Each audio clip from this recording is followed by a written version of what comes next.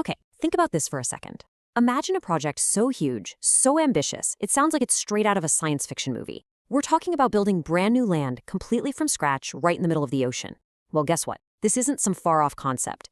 It's happening right now, and it's one of the biggest and, frankly, most controversial engineering projects on the entire planet. It all really boils down to a classic problem of power and geography. Let's say you're a country. You want to expand your influence, stretch your borders, but there's a problem. Every single square inch of land on the map is already spoken for. So, what do? What are your options? The answer is as wild as it is simple. You don't take it, you build it. From the ground up.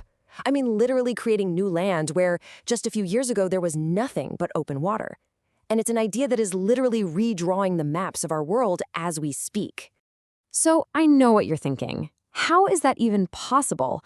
Let's dive in and look at the absolutely startling transformation that turns these tiny, almost invisible reefs into massive, strategic pieces of real estate.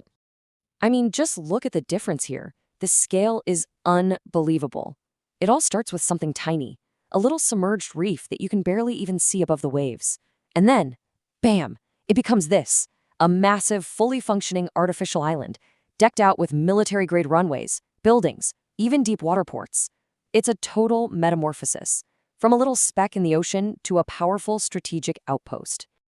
All right, so that raises the big question, right? How in the world do you actually do that? Let's get into the engineering, because the technology that makes this all possible is pretty incredible. The secret ingredient here is a process called dredging. Now, the easiest way to think about it is like this. Imagine giant industrial strength vacuum cleaners operating on the bottom of the ocean. That's kind of what these massive ships are. They go around excavating and moving just colossal amounts of sand, sediment, and even coral from the seabed.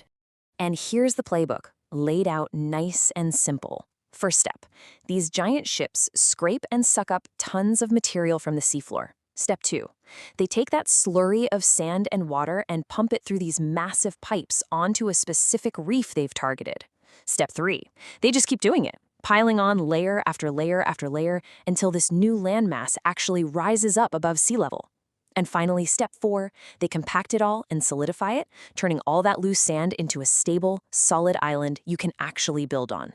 So we've covered the what and we've covered the how, but that brings us to the biggest, most important question of all. Why? Why go to all this time, expense, and trouble? Well, this is where we move past the engineering and into some really high-stakes geopolitical strategy. You see, this was never just about building islands for the sake of it. It's about something much, much bigger. The real goal here is to engineer